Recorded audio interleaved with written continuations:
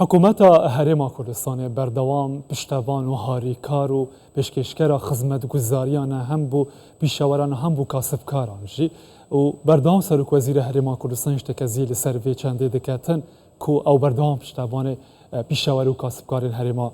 کردستانه اما زیادتر لسر وی پرسه و کارن پیشاوران و او خدمتن پیشکشی وان هاتنه کرن راب واسن به میوانداریا یک ج پیشاوران کو بخوا زیرنگره رزدار سعد جلال تو بخير هاتيكاك سعد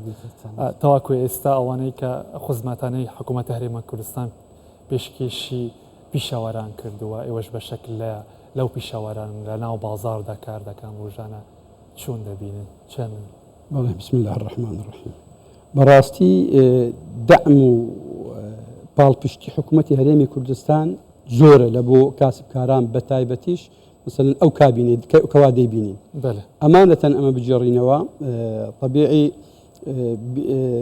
اما بالبشت حكومتي مهم ترين خال بخوي دبيني او امن ارامي كواله هرمي كردستاني سسبايا دائما كاك كاوار دبيني مستثمر بابل وبرهنر اجر بيتو زيك حكومت بلي ضربت لي ورناقرم اوت لوناكم اجر امن امانيه نبي باور بك جلاتناك به سرمایه خوی وقربینی لولاتی. ولی روی امنیت و آواه و کار بوا که ناتوان سرمایه خوش بین و قرب خر. بگشتی آوای که پیشکش کرد و تا چند هاو کار بوا بو ایوا کسب کاران و پیشوران. زور یعنی اگر بقیاسی اوی بکن زور. مثلا اما استا زاران اما دبایا باسی اما زیرنگر بکن. زیرنگر دبای زیرنگر بسی زیر خوی لبغداد بطاري دابز ولا بغداد بينه استا الحمد لله الاخوه بزياد باوجتانا حمو هات ايرا بتايبتيش امانك يعني زور جرينجا او امن اماناتي استا لناو هريمي كردستان بتايبتي هولي ديبينين لهي زيكنا ما عندي تماشا دك كاك كاوار شرق الاوسط حمو بويتا بارس اجرتش اجر تماشاي بكين اخوي قوري ان شاء الله او امنتي لبومان ببرداومي بزيديدي تنها هريمي كردستان هي شيء قوسه شيء او مايتوا او ارامي تعداد بينين اما او زور جرينجا لبو وبرهينن لبو اوي دو بابلين اهتمام حكومه بتايبتي ب كرتي تجارته بيش اساسي واوشتانا اگر تماشاي رولي جنابي سروش حكومتي بكين لهمو سفركاني بتنيانبو الا دبي وفد شيء تجاري بزنسمان نوينري ايواش ما بس بله دبي لقربي لو سفرانا ام قصتي دجرمو روجك لاعلام لا يك اذا كان بغداد خينموا حكومتي هريمي كردستان وكن منكهنا وتي تماشاي وفدي حكومتي هريمي كردستان بكن تاجيره دكتوره او يعني حموي بخوي دبين يعني زنابي سروك وزيران كوا دست سفر تماشا دكي مجموعه كادرش لقر خوي دبا بازرقانه ودكتوره لو اوي كرتي ابوري واقتصادي تندرستيش لهريمي كردستان بقوه باشا كاك سعاده تناوي وكو بيشاور حكومتي هريمي كردستان چی دی که لبرجواندی کسب کارانو پیشاوران دا بکاتن چی دیکه بخوی كاكاور او هي دلي في قبل اصلا دفرمي واذا طلبتم فاطلبوا الفردوس اقل الاخوه قبلتنا داوي فردوس بكن حكومه زور هاوكاري في شوارو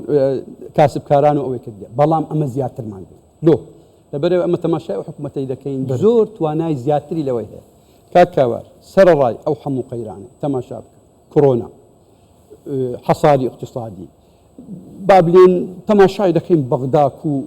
او مان دكا ناو دانو بابا اما هروا برو بيج دتي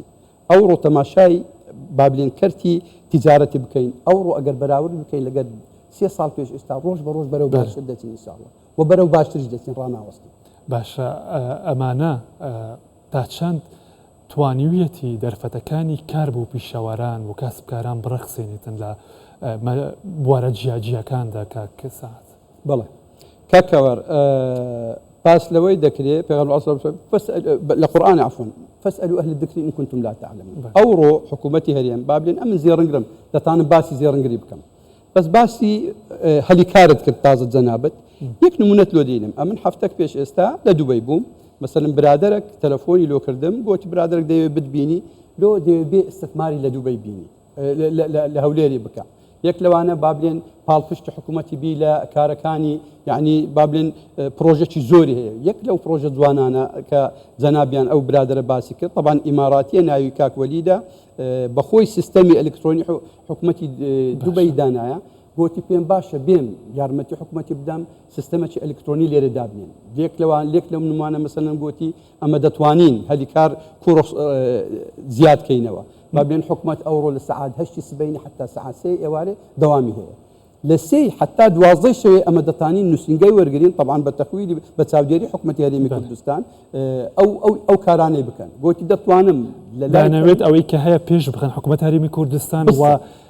هەموو هەوڵەکێتە بە تەواوی حکوومەتێکی ئەلکترۆنی هەبێتن بەردەست بێ هەموو کەسێک کە دەیەوێتن زۆرش کابرا بەس ئەمن گوتم ئێستا ئەمە هەڵبژاردنمان هەیە بە ئینشاءالله هەڵبژاردنەکە خەڵاس بی و ئەوە ئەکید دەیهینە هەولێرێ و لە ئیماراتەوە کاوە قسە گرنگەکەی لە چێیە ئەو کابرایە ئەگەر نەبینی جەوەکی ئارام و ئاسایشش بەقوتێ لە هەرێمی کوردستان نایە ئەو پرۆژەی تەقدیم بکات دەیباتە لایەکی دی ئەو جاکاک کاوار یعنی بەڕاستی زۆربەی مستەثمرەکان تەماشا دەکەم ئەو ماوەی حەزیان لێیە ڕوو لە هەرێمی کوردستان مثال جەنابی کاک گەیلان سەرۆکی ژووری بازرگانی دەستخۆشی لێ دەکەم دەمێدی ئەو ڕۆژنەمانی هەبوو باسی رووسیای دەکرد رووسیا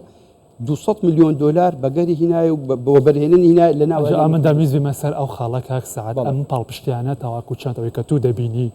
کاگەیلان باسی کرد لە ناو هەوڵەکاندا باسی رووسیا کرد ئەوی کە تو دەبینی لە ناو پیشەوەراندا لە ناو خەڵکی دەی زیاتر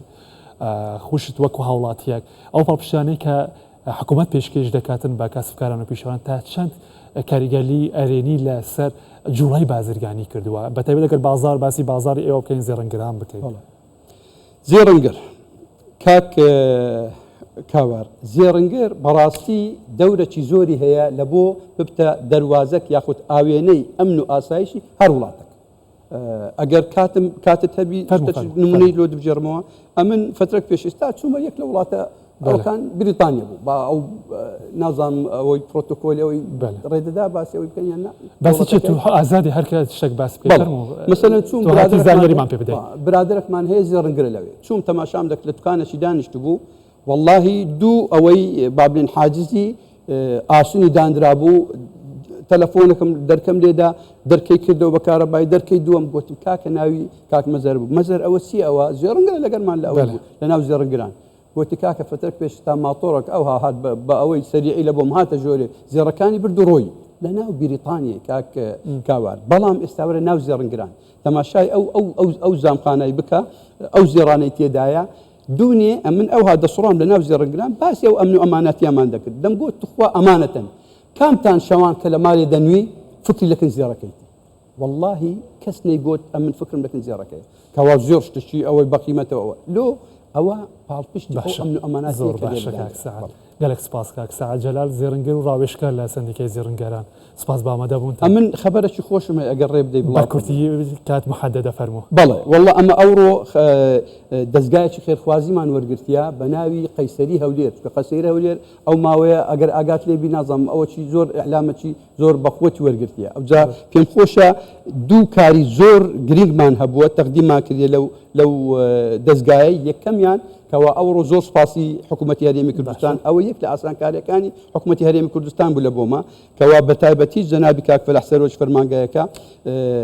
دۆدامەزراندنی ئەو بابلێن منەظەمەیە یەکەم کارمان ئەو بکاک فەلاح گوتی چی دەکەن یەکەم کار پێم خۆشە لە کەناڵ 24 بڵاوکەینەوە نەخۆشێکمان وەرگرت نەخۆشیکی لێ هەیە بەڵام نظامی تەندروستی ڕێگەنا دەناوی نەخۆشەکەی بدەین ئەو زەرعێکی لێ کامل لەسەر خۆمان دەکەین چەند پرۆژەی دیش هەبوو وەکو پیشەوەر و کاسبکاران ئەوە لاستوی خۆ دەگرمە باست ئەوەیە بەڵێ باشە